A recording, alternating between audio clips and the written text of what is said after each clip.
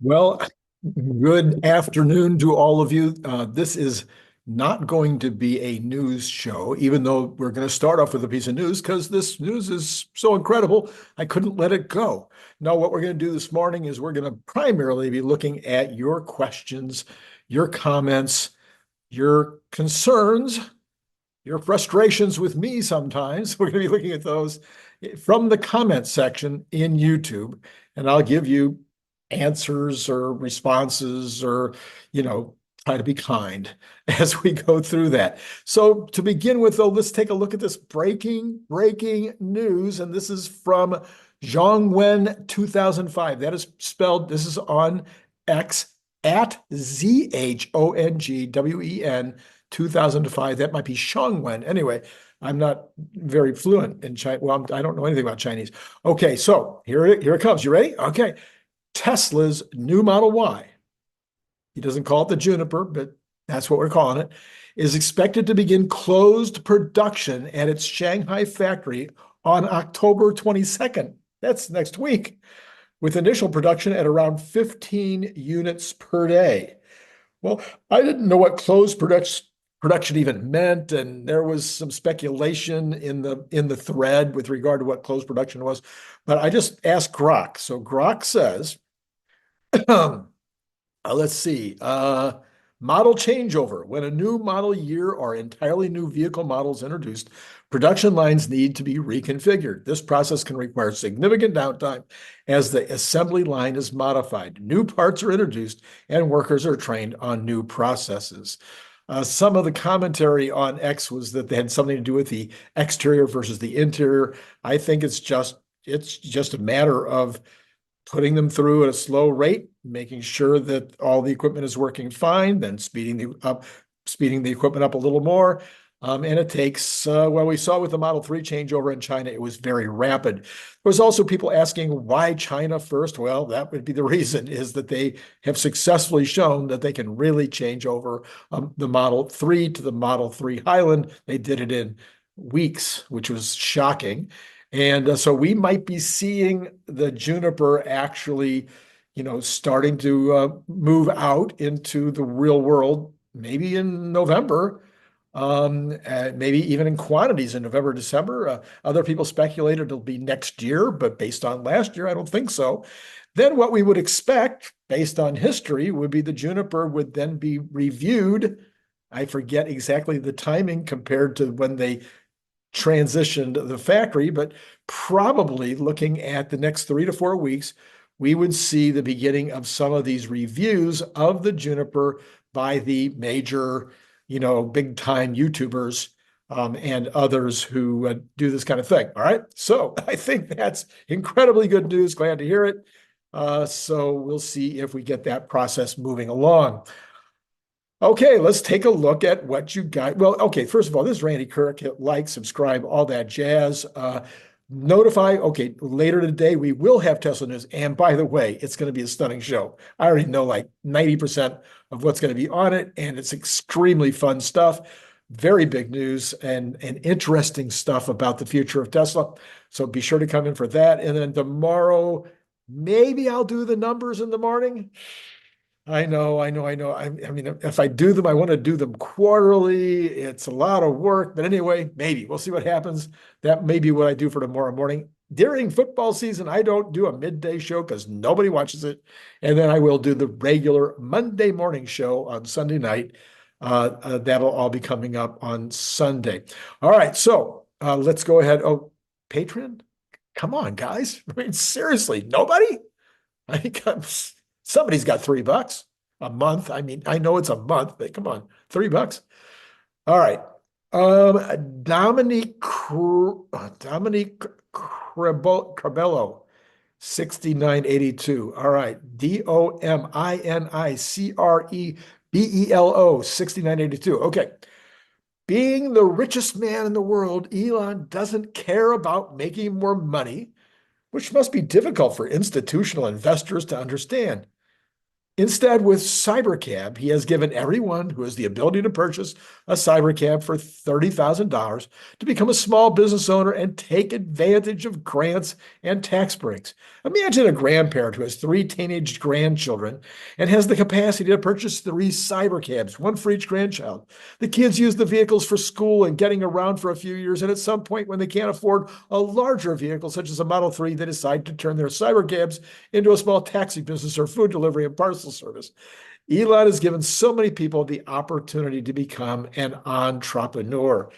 Now, you've heard me say before that I think that there's going to be two businesses or two things that people will be doing in the 21st, second half of the 21st century, as some jobs just go away. There's going to be a lot of jobs that are going to go away.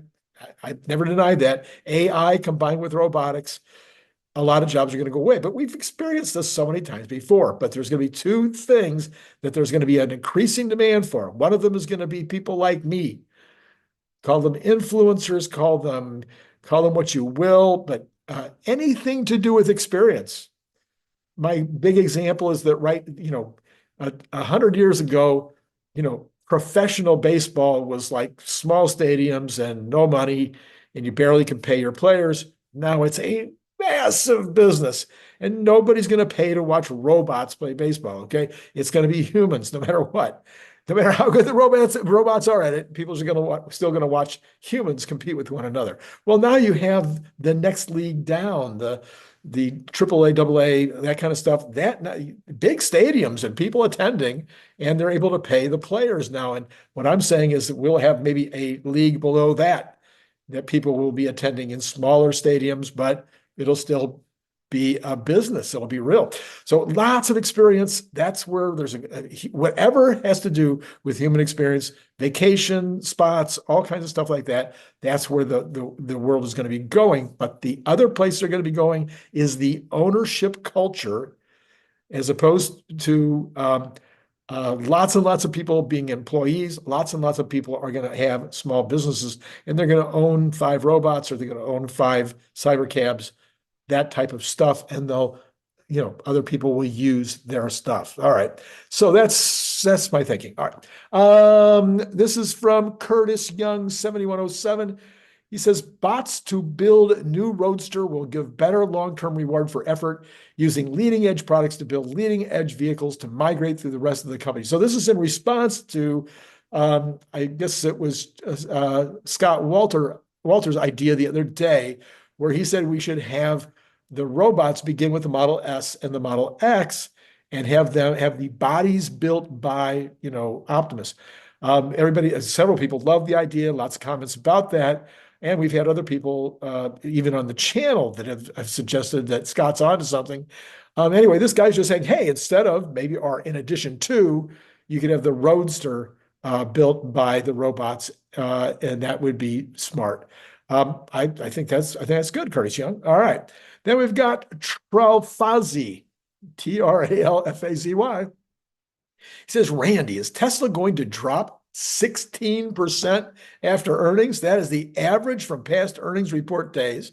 If I thought that Tesla would drop like that, I would sell it right now and buy it back after the damage is done and end up with more shares.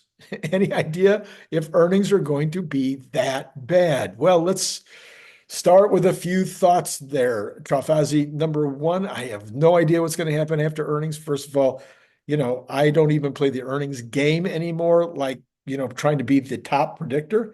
I'm going to give you my earnings estimates for next year for all 4 quarters, which are not going to be they're not going to be things that I'm going to live or die with. They're going to be the kinds of things where we can get ballparks based on expectations that I've just gone over with Brian Wang the last 2 days. I don't know if you saw these yesterday and this morning.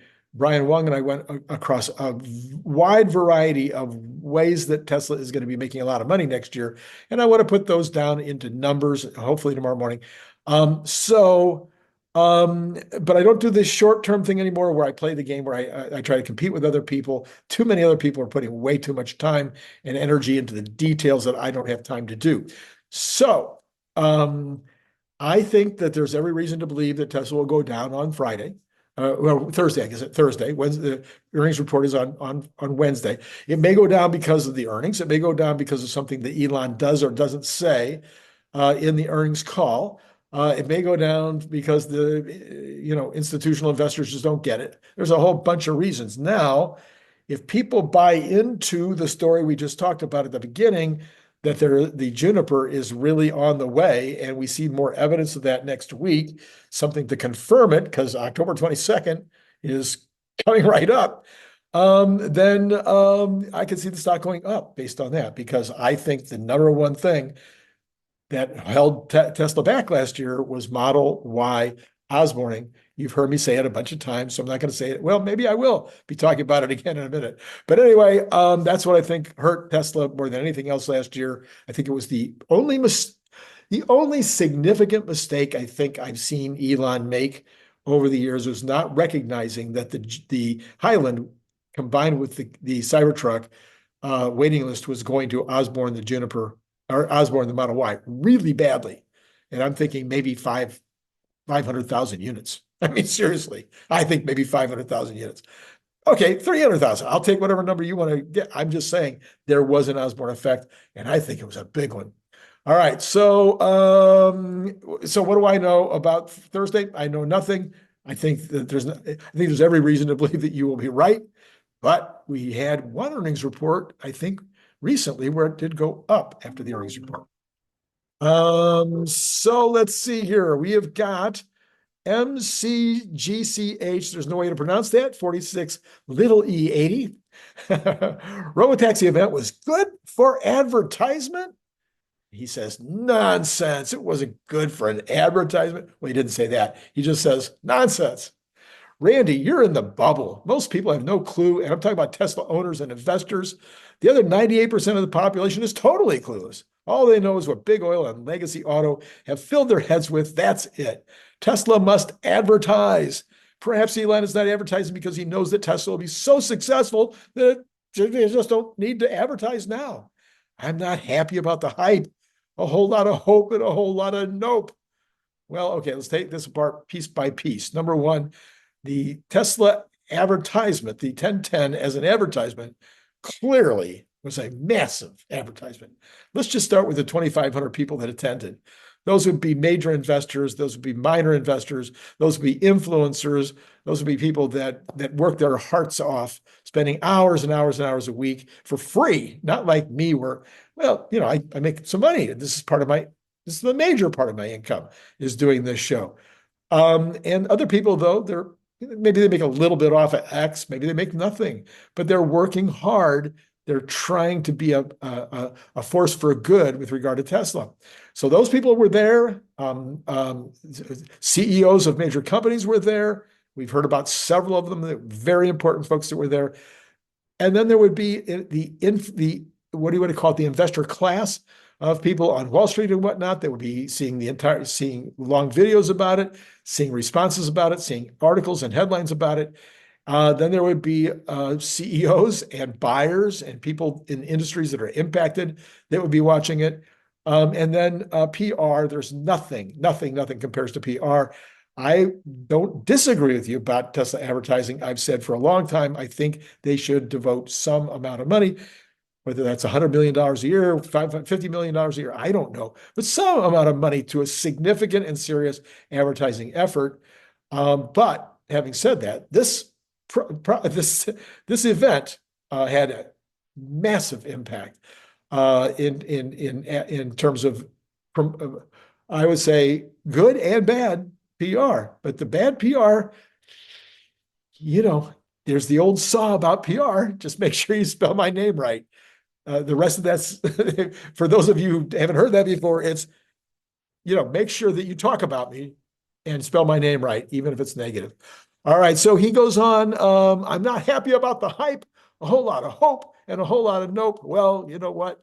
Hype makes the world go round. I've been a hypester my entire life. That's what I've done for a living, is sell, promote, market. And that's what I love doing. And I love helping people to get their needs met for those of you who wonder about salespeople and what motivates salespeople, and I'm talking about professional salespeople, not the yo-yos who are trying to make a big killing by selling things.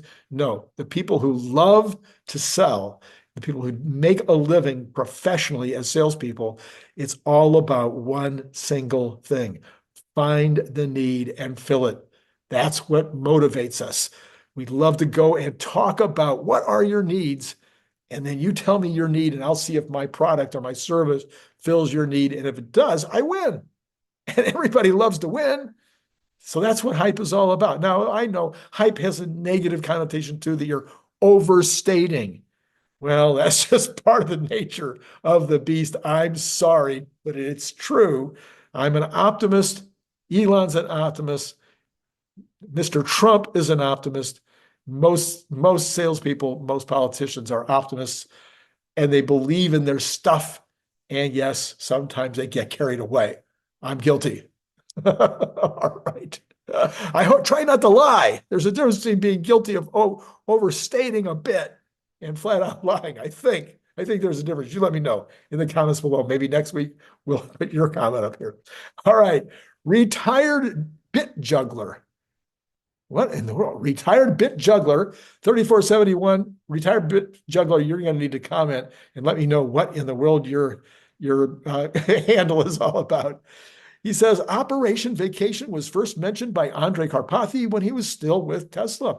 Yeah, when it was said, when they said the word, I kind of remembered.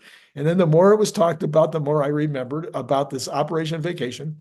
So the idea, again, is that you want the software to do all the work when it comes to the what would you call it, the learning process, or as these massive large language models and video models are being produced, the more work that can be done by the computers and the less work done by the employees, the better. And eventually they all get to go on vacation because the computer does all the work. And that's, of course, where we're headed. I've spent so many hours the last week listening to these very dense videos from Brett Gurley and others who are talking about how these computers work and and man, I mean, I'm learning, but man, it's so dense and it's so really hard to understand for somebody that doesn't have the background like I don't. Doesn't mean I haven't spent a huge amount of time in my life dealing with computers, but the insides, the guts, the understanding, that's a whole nother story.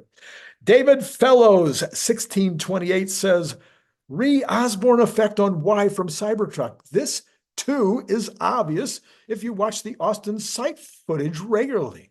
The West Side delivery yard sometimes has shown a very slow stream of Y vehicles compared to Cybertruck. Again, data that can't be missed and a balancing act for Tesla during this recession period. He says, great discussion. Well, thank you very much for that commentary. And thank you for agreeing with me. That's why if you want to make sure that your comments are shown, just agree with me. You know I'm kidding. A lot of the stuff I show doesn't agree with me. But yes, people, the vast majority of people who are buying Cybertrucks, the vast majority, not 50, not 30%, not 20%. I think it's more like 70% of the people who want to buy a Cybertruck right now, whether they want to pay $120,000 or whether they're waiting for $60,000, they have never owned a truck, or if they've owned a truck, they've owned a truck for one reason only, as a showpiece, not to go off-road, not to haul stuff from point A to point B, not to be a contractor and haul their stuff to their sites. None of that. They want a truck because they like the way it sits up high, or they like it because it shows off their manhood, or whatever reason. But they're buying a truck because trucks are cool, or those are the reasons. Well, those are people who would buy a Model Y instead. And so they have not been purchasing Model Ys because they're on the list and they're waiting for their Cybertruck. It's a big, big, big, big deal. And if you don't believe it, let me know in the comments below. All right. David Will 1320. I'm wondering if at some point in the future, Optimus will be able to pick up an object and determine its exact weight. I think this would be advantageous for a lot of use cases. Oh, more than that, it's going to be amazing.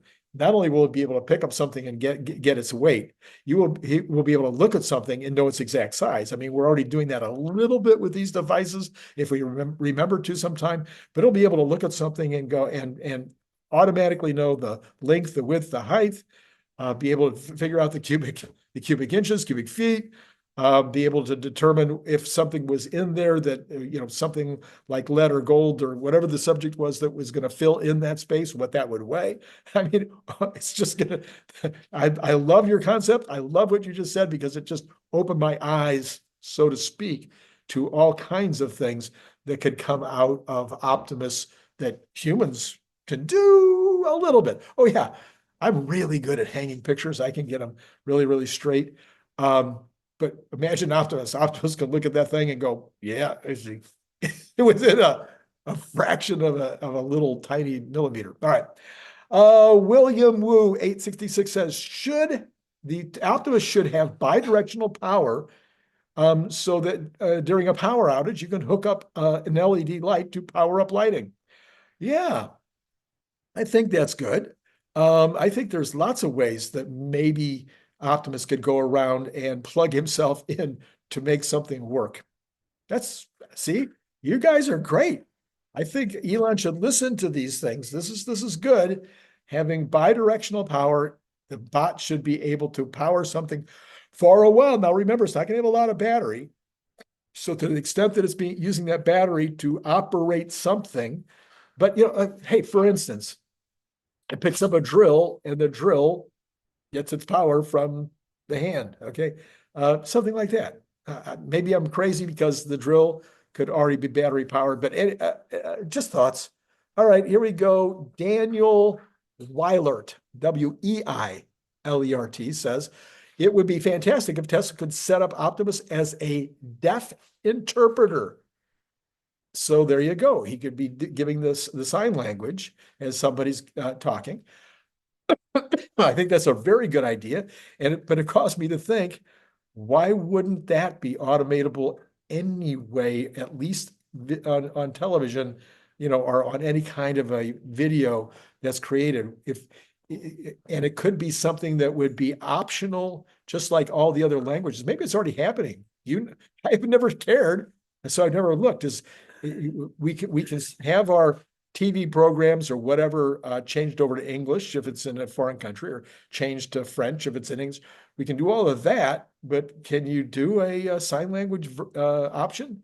And that could be automated. You don't need humans to do that. You could just plug it in. I would think also that we should be at the end of an age where humans are doing the interpretation and putting in the closed caption because they do a terrible job.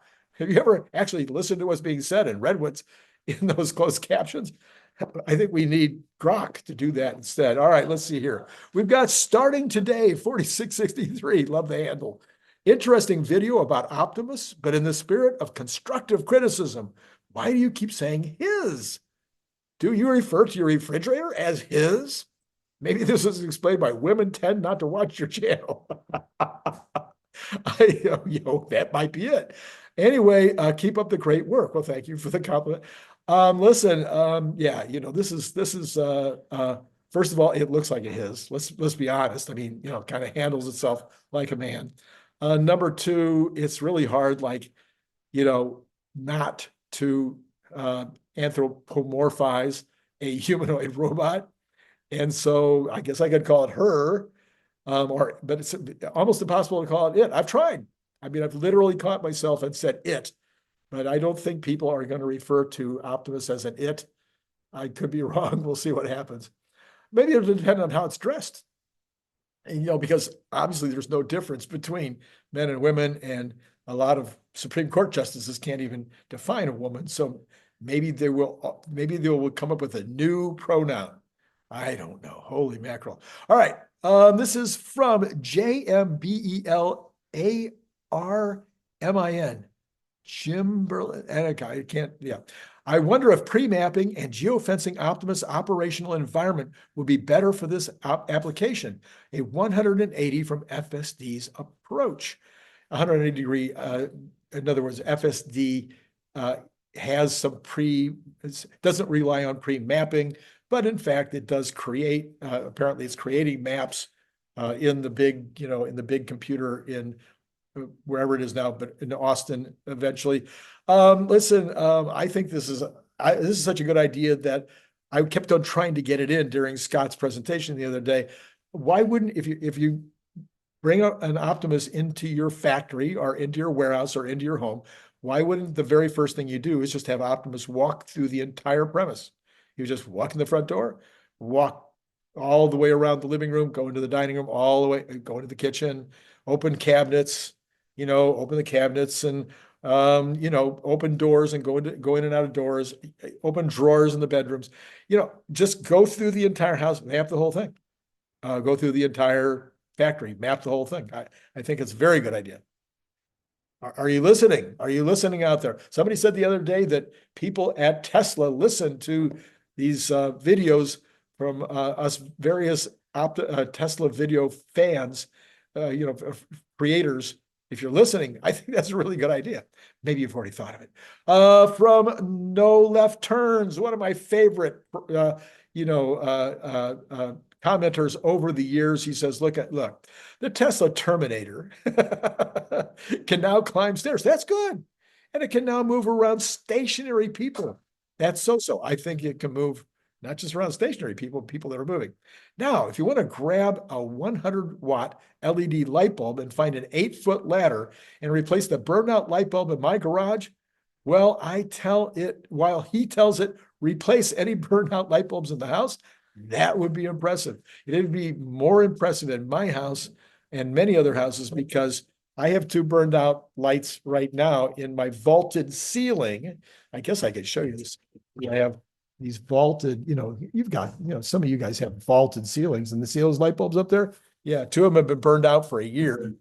Because why? Because nobody in my household wants old man Randy to get up on a big tall ladder and try to fix those 2 light bulbs. So yeah, having an Optimus robot do that would probably be a great idea. He goes on to say, then make me a world-class breakfast and go out to the store and get any ingredients you need. That would be a saleable product. All right, No Left Turns. Appreciate you always coming in. All right, then we have Notlim, Notlim, 1231. He says, Optimus videos matter to fanboys and girls only. Institutions care about sales and margins. The next catalyst will be next week. Tesla needs a surprise to the upside with strong guidance to move the stock. Anything less will be a flat to down. Well, yeah, I think that's very, I think you're right and wrong. Okay, how's that? I'll be behind. So many things impact the stock market. This is something I've been trying to talk about for the entire 2 years I've been doing these videos. I don't give investment advice. That's not my job, but I will give you lifetime advice. Lifetime advice is there is many different personalities and personality types and people that are making investments as there are people, okay? Everybody from optimists to pessimists and everything in between, everybody from risk takers to non-risk takers and everything in between. People that get up in a grumpy mood in the morning, people that get up sunshiny every single day. And there are people who have lots of money and this is just for fun. And then there are people who have a lot of money and it's kind of for fun, but it's kind of important to their future and their income. And then you have people where they're betting the grocery money. And then people that are long-term, and there are people that are very short-term, people that are day traders, people that use options. I mean, so many possibilities. Now, among those would be people who only look at the numbers. They get the numbers. I mean, there's also people that only look at the technical numbers and they don't care about the fundamentals, or they care more about the technical than the fundamentals. So yeah, all of these things matter. But yes, I'm going to disagree with you that there's a large group of folks who do make investments for millions and millions of people at CalPERS, and other places that are investing, billions and billions of dollars that have large positions in Tesla. And a big part of those investments in Tesla have to do with the future, okay, with what they expect to happen 5 years from now and 10 years from now. Kathy Wood would be a perfect example of somebody like that. And 12 user -U5H agrees with that. He says, Adam Jonas disagrees with you. Read Morgan Stanley's analysis on Tesla Bot. They want to see whether they are working in Tesla factories. Therefore, clients will start to show interest after that. And Tesla just needs to provide a timeline for manufacturing these bots. Yes, yes, and sometimes no. So what we saw, I think, over the last 2 months, month and a half, whatever it's been, since they changed from 8.8 to 10.10, is we see all the air come out of that optionality. And that's where we dropped from 262 all the way down back into 220 again, is because of this lack of options playing a part right now. David Will, we've got several things here from David Will. David Will's also a very regular commenter. Randy desperately wants someone to agree the CyberCab will go into production earlier than 2027. Even after Elon confirmed what his director of investment said 4 months ago, Randy does not want to believe it. Yeah, it's true. I don't want to believe it. So I keep asking everybody, please, somebody tell me that it's going to happen sooner. It's true. Okay. And I do think it will happen sooner than, I don't think it'll happen. I think it'll happen way sooner than 2027.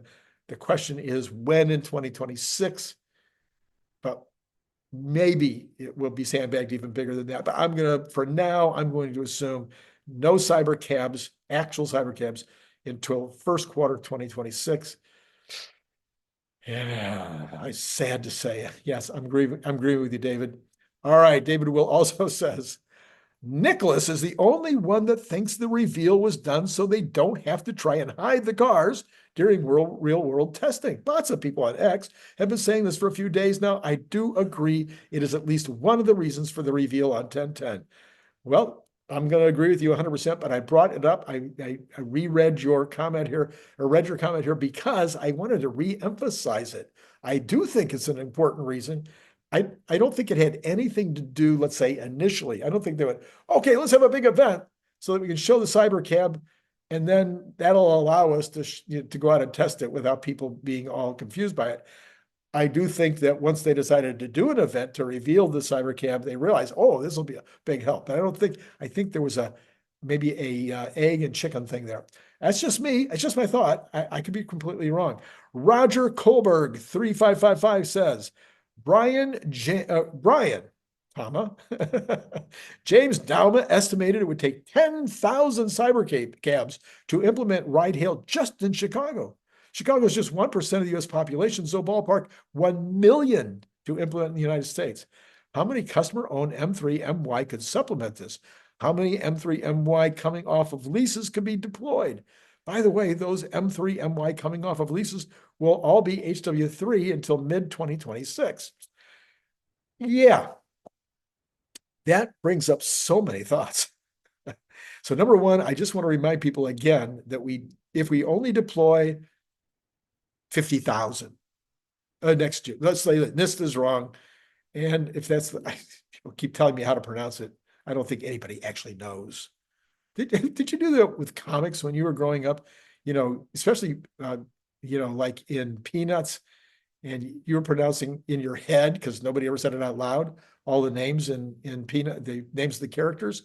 And then all of a sudden you talk to somebody else and they go, what are you even talking about? And then you realize that they pronounced it completely differently. Anyway, Nishta. And somebody says, why do you have so much trouble pronouncing it? Well, because it's not a word. It's just a bunch of letters. Anyway, let's see. So I think if we can do more than 2,500 next year, which I believe that will be solved one way or the other. If we have full-on FSD and Elon is willing to say it's ready to go to robotaxi, he will, one way or the other, I believe he will get these on the road in California and Texas, as he says he will. So, but in any given territory, I just want to say once again, you don't necessarily have to flood the territory in order to be successful. Every single one of these companies, Uber, Lyft, you just go down the list, they've all started, Waymo, Cruise, they all started with a few in San Francisco or a few wherever it was. and then they build up. So you don't have to have great service from the first day. Tesla has the ability to have a more of a flooding of a territory than any other car company in history. So it'll be interesting to see what happens if, in fact, in Austin and in Los Angeles and in Riverside, where I live, and San Francisco, et cetera, if we have, tens of thousands of these available from owners immediately. Now, the other thing he says, all these M3s and MYs coming off of lease, I wouldn't put it past Elon to spend the money on those to put an H4 or H5, or what are they calling it, AI4 or AI5. It's not going to cost them very much to do it. And why wouldn't you just go ahead and upgrade those when you get them back? Let me know in the comments below. Am I completely out of my mind, or do you think I have something there? As usual, some will think one and some will think the other.